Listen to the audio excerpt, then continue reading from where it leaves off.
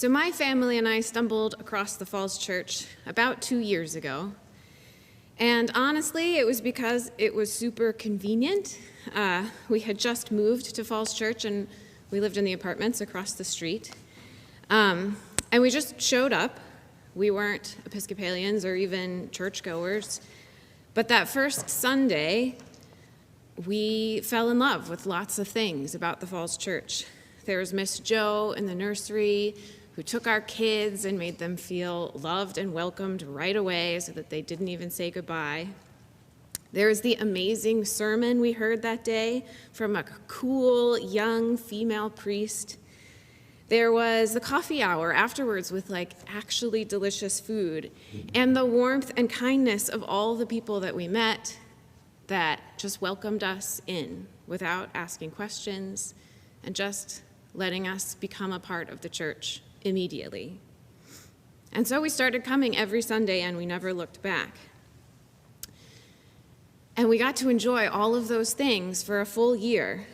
And then they started to be taken away. And now a lot of that stuff that drew our family in when we first arrived has been stripped away, at least temporarily. Kelly has just left us to do wonderful things somewhere else. There's no nursery, at least not now. No coffee hours with the delicious food. And the warmth and kindness of the people of the Falls Church, it's still there, but it's further away, and it takes a little bit more work to access it. And of course, we miss all of those things very much. But I found that instead of losing interest and drifting away, I feel just as sure as ever, if not more sure, that I have found the right place for me and for my family to worship God and to be part of a community. That we are all supported and loved right here. And that whatever I give, whether it's time or talent or treasure, it's not only going to be welcomed and appreciated, but it's going to be put to a good use, the best possible use that can be made of it to serve God and the community that I live in.